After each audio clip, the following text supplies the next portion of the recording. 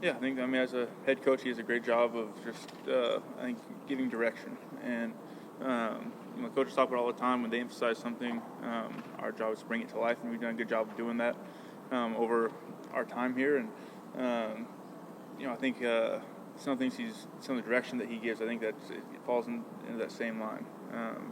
Find ways to make that stuff come to life, and understanding that there is something to be said about the focus that comes from the winding down of things, and the when you don't have anything else guaranteed past that, there's a finality to it that brings a good focus, good concentration, and just kind of brings some attention to that. I think was a good thing kind of going down the stretch there for us. Sean told us that Tyler was spitting blood after his hit in the first quarter on Monday. He's right back out here practicing again. Like, what place has he occupied for this team in this locker room during this era of Rams football? Yeah. I don't know if there's many people that have embodied what we want, like what Coach has talked about, what being a Rams football player is. I don't know if there's a better example than Tyler Higbee and what he's done for us over the course of his career, battling through things, but also just the teammate that he is, the workhorse that he is on the field, the energy that he brings. It's just, he's a special football player, a really special dude. And so, he's. If we had a lot of Tyler Higbees, we'd be a real good football team. How are you, or how do you cope with one target, one catch, as a guy who's, been a focal point of the offense? You pray a lot. You do a lot of prayer, meditation. No, it's just it's football in some respects.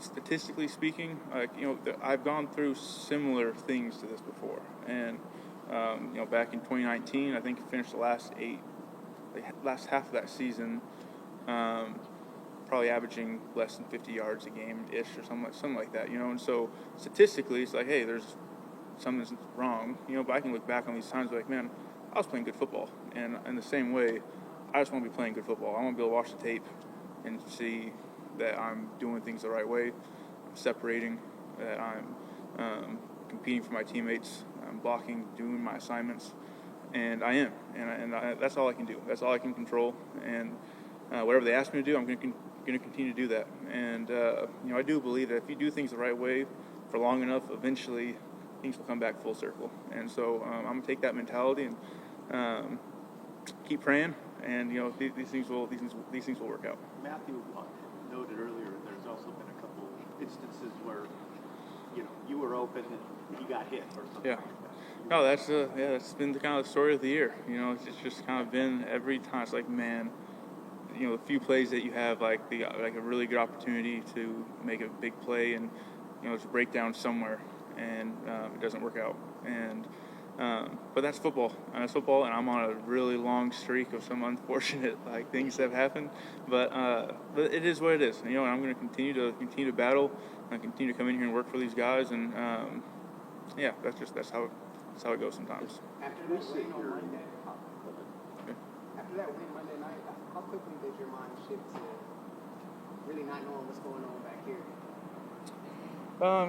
So, pretty quickly. Obviously we had our families with us there, so you come out of the locker room and the entire organization's families are there, and we're getting on the bus with the kids, and it's just a completely different atmosphere from, getting onto a bus and everyone's watching film and going over that stuff. It's like everyone's got a bunch of kids on their lap who are all tired because it's 9:30 at night.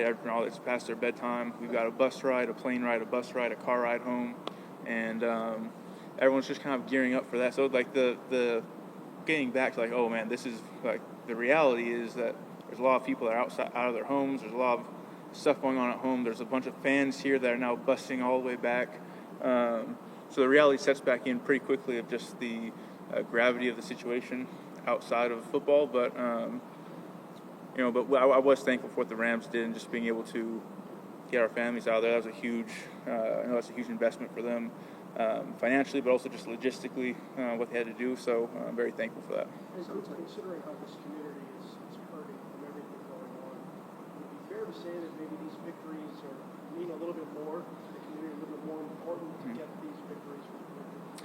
Yeah, I think there's a level of that. I understand that there's a lot of reasons guys play this game, but to have this going on, see the fans that have committed, that have sacrificed a lot, and in the midst of all this that's going on, continue to support,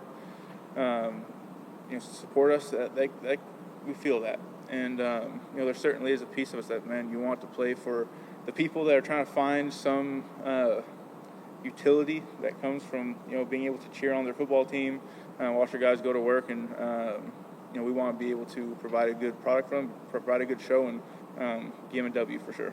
A couple more guys, as you said, that a lot of people play for a different reason.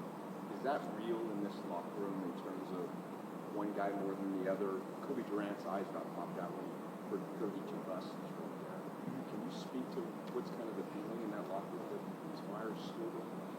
Yeah. Well, I think there's a lot of guys that are feeling it in a lot of different ways. I mean, some guys grew up around here, a family here that are like, not only are they affected, but their whole family is feeling the effects of this. And I think that is kind of the thing that, like, us going away together and the Rams bringing everyone to Arizona. I think that's what you could feel it. You could feel just that many people are affected by these things, and it's felt deeply. And understand the connection of that was just family, but you connect with the friends, the people that you're feeling. The friends' lives have been uprooted, and who knows what's going to happen. But you want to support them in any way you can, and just like I think it is all this tragedy and all this stuff that's so terrible. There are so many people that want to help. And I do think that's the flip side of this thing, is you're going to get an opportunity to see the Los Angeles people who, are oftentimes in media shed in a bad light, but you're going to see the generosity. You're going to see the people that are selfless and are wanting to help and step outside of themselves for a little bit and be able to step in other people's shoes and say, how can I get my hands dirty and help people out? So I'm excited for that. Last one, guys. The weather forecast calls for cold, fleece, and snow. How does that impact the way that you're able to do your job, not just as a receiver, but as a blocker as well? Yeah, I mean, I don't know. I haven't played in like a true snow game. I've played at Eastern Washington. We played in very cold games, but never anything with actual snow on the ground. We'll see what ends up happening, but you just handle it. You handle it, whatever it's going to be. We were just like a couple weeks ago watching the the famous snow game that Matthew played in with Calvin. Calvin's hyperventilating with the snow in his helmet and everything. I was telling Matt, like, man, that would be so cool. Like, that's such a unique thing to play in that, because then all the game playing, all the stuff that you go into it, all kind of comes down to, like, man, who wants it more? Who's going to just find a way to get it done? And that'd be a cool thing. Who knows what's going to happen? But I'm excited. Whatever the conditions are, I know we'll handle it the right way. You have one.